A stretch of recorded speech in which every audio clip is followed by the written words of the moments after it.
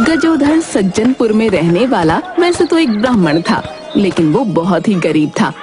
गजोधर अपनी पत्नी संजना के साथ रहता था। वो स्वभाव का बड़ा ही अच्छा व्यक्ति था। गांव के सभी लोग उसे बहुत पसंद करते थे, क्योंकि वो सबकी मदद करता था। एक बार गांव की पंचायत में गजोधर और संजना की हालत अच्छी नहीं है। बेचारा किसी से कुछ कहता तो नहीं, परंतु उसकी स्थिति हम सब जानते हैं। सही कह रहे हो मोहन, हम सबको मिलकर गजोधर और संजना के लिए कुछ करना चाहिए। आखिर बच्चे तो वो हमारे ही गांव के हैं।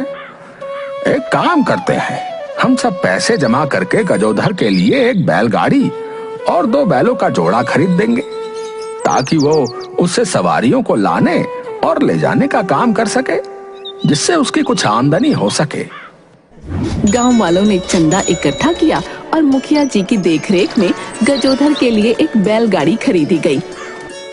देखो गजोधर, सब गांव वालों की मदद से आज तुम्हें ये बैलगाड़ी दी जा रही है, ठीक है? इससे तुम अपने परिवार का जो है भरण पोषण ईमानदारी से करो, ठीक है? क्योंकि तुमने आज तक सब गांव वालों की हमेशा मदद की है भैया।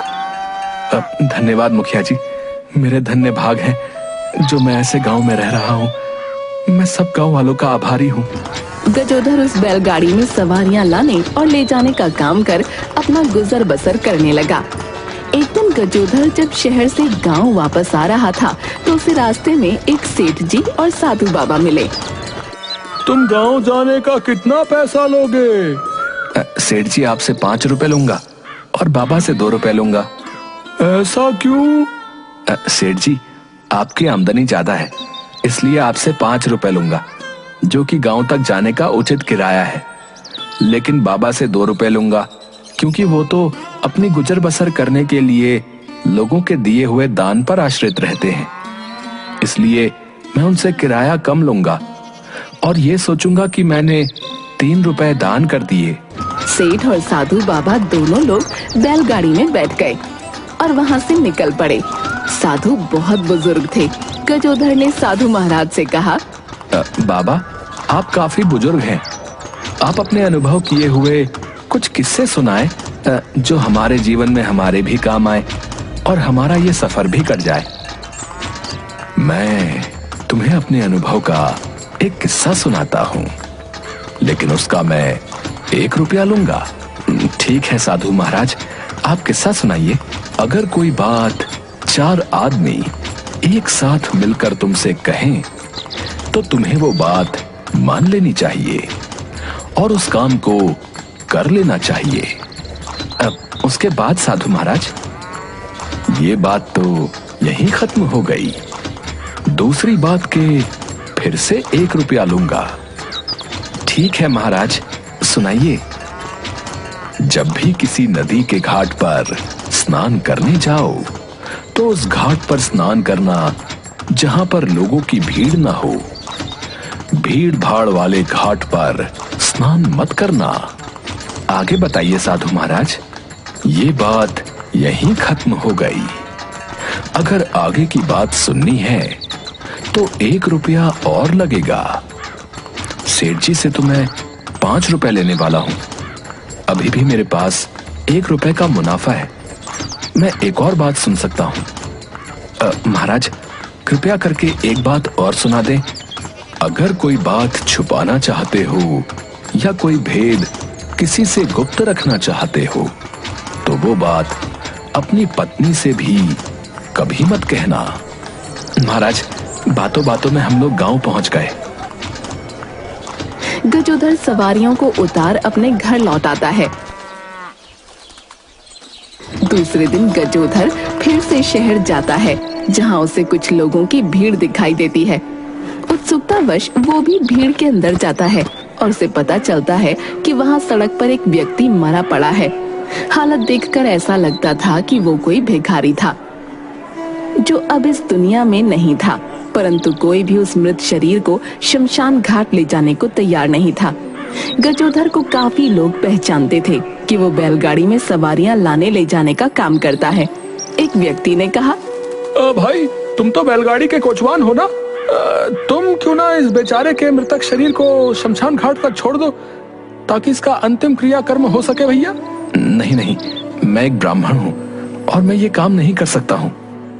तभी उसे साधु की बात याद आ गई कि जिस बात को 4 लोग कहें उस बात को मान लेना चाहिए। ठीक है, मैं इस मृतक शरीर को शमशान घाट तक पहुंचा दूंगा। लोगों की मदद से गजोधर ने उस भिखारी के मृतक शरीर को बैलगाड़ी में रखा और शमशान घाट की तरफ चल पड़ा। थोड़ी देर में शमशान घाट पहुंच गया और जब भिखारी के शरीर को बैलगाड़ी से उतारने लगा तो उसकी नजर भिखारी की कमर पर बंधी हुई एक थैली पर पड़ी। गजोधर ने थैली खोलकर देखा। इतने सारे सोने के सिक्के इस भिखारी ने अपने आने वाले समय के लिए जमा किए होंगे। इसे ही कहते हैं हम जीवन भर जोड़ते हैं लेकिन साथ कुछ नहीं ले जाते। भाई, ये एक लावारिस मृतक है जो सड़क पर पड़ा हुआ था। लोगों ने मुझे इसे यहाँ तक पहुँचाने को कहा। तुम ये 2 सिक्के रख लो और इसका अंतिम क्रिया कर्म पूरे विधि विधान के साथ कर दो। उसके बाद गजोधर चुपचाप थैली और अपनी बैलगाड़ी लेकर वहाँ से चला जाता है। उसने थैली वाली बात किसी को भी नहीं बताई। रास्ते में वो खुद से बोला, आज मैं एक भिखारी के मृतक शरीर को उठाकर शमशान तक ले गया। शायद इसी पुण्य के फल स्वरूप मुझे ये सोने के सिक्कों की थैली मिली है। मैं एक काम करता हूँ, पहले नदी के घाट पर जाकर स्नान करता हूँ और अपनी बैलगाड़ी को भी धो लेता हूँ, फिर घर जाऊंगा। स्नान करने वो नदी के घाट पर गया और देखा वहाँ बहुत सारे लोग स्नान करने के लिए पहले से ही मौजूद थे। वो स्नान करने जाने वाला था कि उसे, यदि नदी में स्नान करना है तो भीड़ भाड़ वाले घाट पर स्नान नहीं करना। ऐसी जगह पर स्नान करना जहाँ पर कोई ना हो। वो अपनी बैलगाड़ी लेकर थोड़ा और आगे चला गया जहाँ नदी के तट पर लोग नहीं थे। उसने वहाँ पर बैलगाड़ी रोककर स्नान किया और बैलगाड़ी को भी धुला। फिर वो घर के लिए चल पड़ा। घर पहुंचकर गजोधर ने अपने मन में कहा, पहले मैं ये थैली कहीं सुरक्षित जगह पर रख देता हूँ, क्योंकि अगर किसी को पता चला कि मेरे पास इतना धन है तो ये उचित नहीं होगा। जैसे ही वो थैली रखने के लिए अपनी कमर पर हाथ लगाता है तो देखता है कि उसके पास तो थैली है ही नहीं। ये मैंने क्या कर दिया? स्नान करने के लिए मैंने घाट पर अपने कपड़े निकाले थे और स्नान के बाद मैंने कपड़े तो पहन लिए, परंतु वो थैली उठाना भूल गया। अब तो रात भी हो गई है। इस समय अगर मैं वहां जाऊंगा तो कुछ भी दिखाई नहीं देगा। अब तो मुझे किसी भी हालत में सुबह होने तक का इंतजार करना होगा। मैं आपके लिए खाना परोस देती हूँ, आप गरम गरम खा लीजिए। मुझे भूख नहीं है। क्या बात हो गई? आपकी तबीयत तो ठीक है? तबीयत तो ठीक है, बस खाना खाने का दिल नहीं है। मैं सोने जा रहा हूँ, सुबह मुझे जल्दी जाना है काम पर। उस रात जल्दी सोने अपने बिस्तर पर चला गया, लेकिन गजोधर रात भर बेचैन रहा, जैसे उसकी आंखों की नींद ही गायब हो गई थी। बस सुबह जल्दी उठा और जाने के लिए तैयार हो गया। आज तुम इतनी जल्दी क्यों जा रहे हो? मैंने कहा तो था कि आज मुझे एक जरूरी काम से सवारी को शहर पहुंचाना है, इसीलिए मैं जल्दी जा रहा हूँ। चाय तो पी लो, कुछ खा लो। नहीं नहीं, इतना समय नहीं है, मैं शहर में ही कुछ खा लूंगा। तुम फिक्र मत करो, बस अपना ध्यान रखना। गजोधर घाट के लिए निकल पड़ा। रास्ते में गजोधर खुद से बोला, भगवान, बस मुझे वो थैली वापस मिल जाए। लेकिन अगर वो थैली मुझे नहीं मिलती है तो मैं ये समझ लूंगा कि वो मेरी किस्मत की नहीं थी। वो नदी के घाट पर पहुंचा तो उसने देखा कि थैली वहीं पर रखी हुई है, क्योंकि उस घाट पर कोई आता नहीं था, इसलिए थैली पर किसी की नजर नहीं पड़ी और वो थैली सुरक्षित रही। अच्छा हुआ जो मैंने साधु महाराज की बात मानी। अगर मैं भीड़ भाड़ वाले घाट पर नहाने जाता तो अवश्य मेरी थैली किसी और को मिल जाती और मेरे हाथ आया हुआ मेरे मुंह भी नहीं लगता। आपका लाखों करोड़ों धन्यवाद साधु महाराज, जो आपने अपने अनुभव से बातें बताई थी, सच में जीवन में काम आ रही हैं। अब मैं जल्दी घर जाकर इस थैली को किसी सुरक्षित जगह पर छुपा देता हूं और फिर जरूरत के अनुसार थोड़ा थोड़ा धन खर्च करूंगा।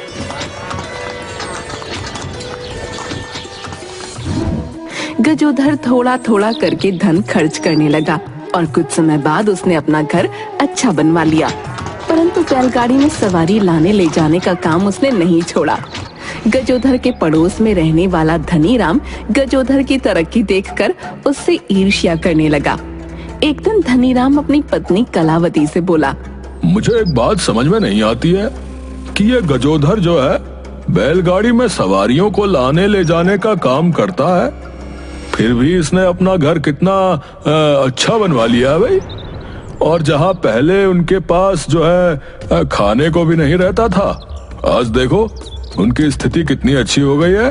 बात तो आप सही कह रहे हैं। भला बैलगाड़ी में सवारी लाने ले जाने का काम करने से इतने पैसे थोड़े मिलते हैं। और उस संजना को तो देखो, पहले कैसे फटी पुरानी साड़ियाँ पहनती थी और अब शहर से लाई हुई चमकती हुई साड़ियाँ पहनती है वो। हमें पता लगाना होगा इन सब के पीछे राज क्या है, समझ रही हो ना। गजोधर से तो कुछ पूछा नहीं जा सकता क्योंकि वो काफी चालाक है, परंतु तुम एक काम करो, उसकी पत्नी के पास जाओ और बातों बातों में उससे गजोधर की कमाई का जरिया पूछ कर आना। मैं अभी जाती हूँ, शुभ काम में देरी कैसी।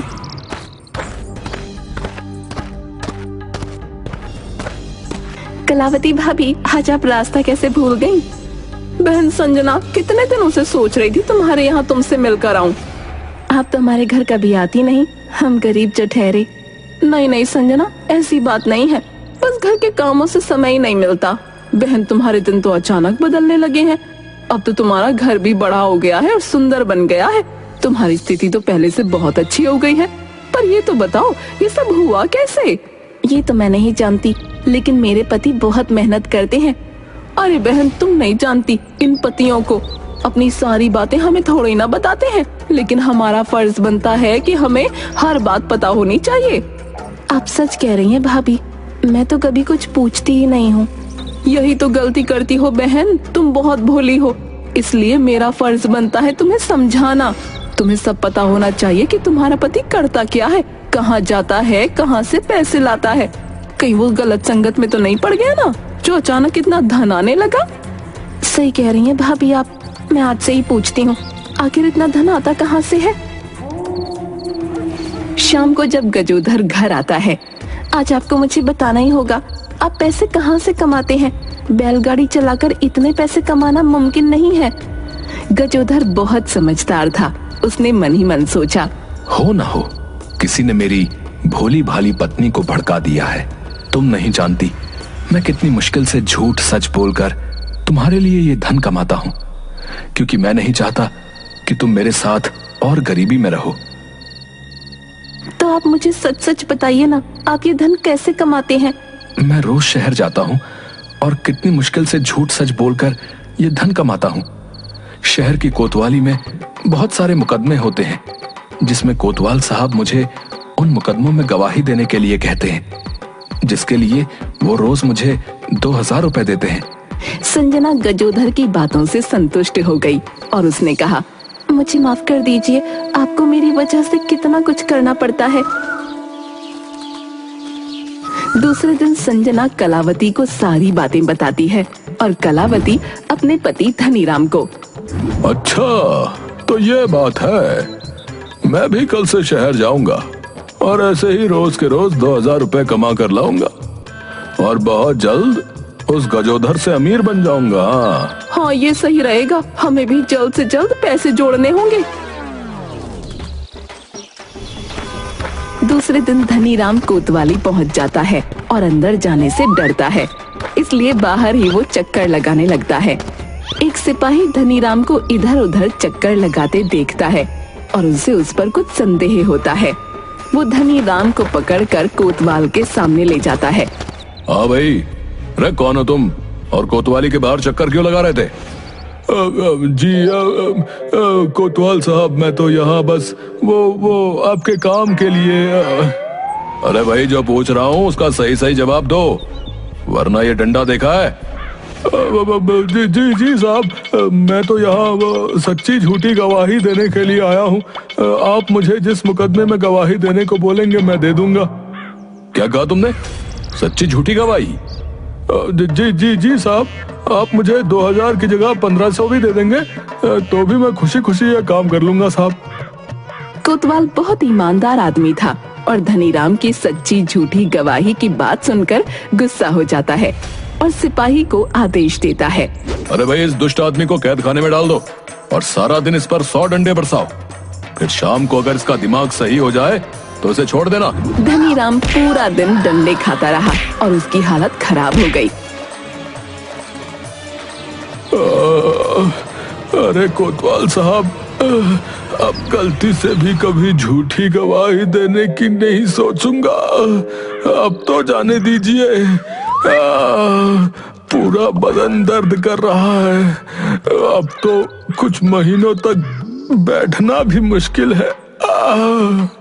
और अगर गलती से भी गलती की और ऐसा विचार आया तो इसको याद कर लेना, समझ गए? अरे नहीं साहब, मरवा दिया रे इस गजोधर ने तो। शाम को जब वो घर जाने के लिए बाहर निकला तो वो ये समझ चुका था कि गजोधर एक बहुत चतुर इंसान है और उससे दुश्मनी लेना ठीक नहीं है। अरे ये गजोधर और उसकी पत्नी बहुत चतुर है, इनसे दूर रहना ही सही रहेगा। चला भी नहीं जा रहा है। उस दिन के बाद उसने कभी गजोधर के धन के रहस्य के बारे में जानने की कोशिश नहीं की और दूसरी तरफ गजोधर ने अपना सवारी का काम नहीं छोड़ा और मिले हुए धन को संभाल कर खर्च करते हुए अपना जीवन खुशी खुशी बिताता रहा।